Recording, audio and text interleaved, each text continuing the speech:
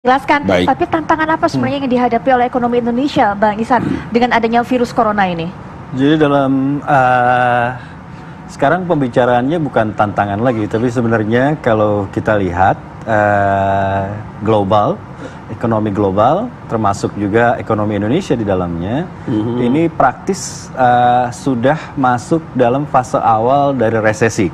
Oke. Dan resesi global yang ditakutkan ini bukan resesi yang sama dengan misalnya tahun 2008, ya kan?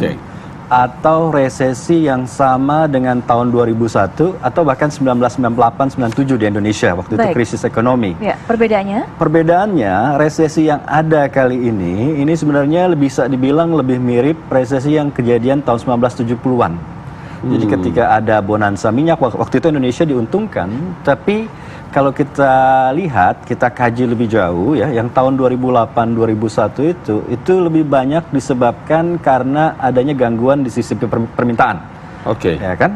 Tapi kalau sekarang, tadi Mbak Putri udah ngomong tentang bagaimana ada lockdown, ada bagaimana proses produksi itu berhenti. Jadi yang ada sekarang bukan hanya di sisi demand-nya, tapi juga perekonomian ini terganggu pada sisi penawarannya.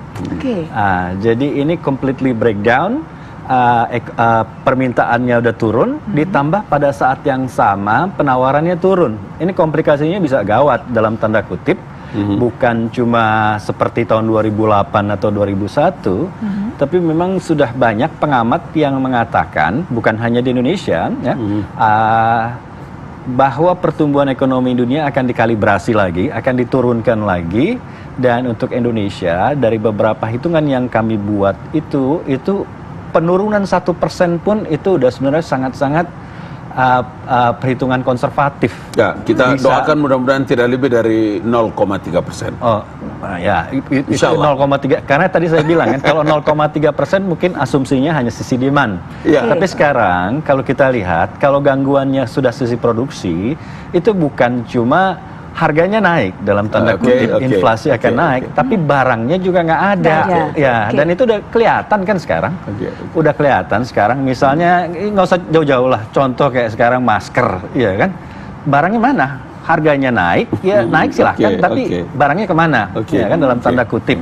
Dan ini proses ini akan berlanjut karena memang tadi dibilang juga oleh Mbak Putri bahwa kita banyak sangat tergantung kepada Cina. Jadi negara importir nomor 1 Indonesia, hampir 20% sampai dengan 25% itu barang kita dipasok dari sana. Nah ini kalau proses produksi di sana berhenti gimana ceritanya? Berbagai industri jangan, itu ya, jangan lupa tadi di Wuhan, kayak misalnya di provinsi Hubei aja, itu ada lebih dari 100 juta orang yang di lockdown.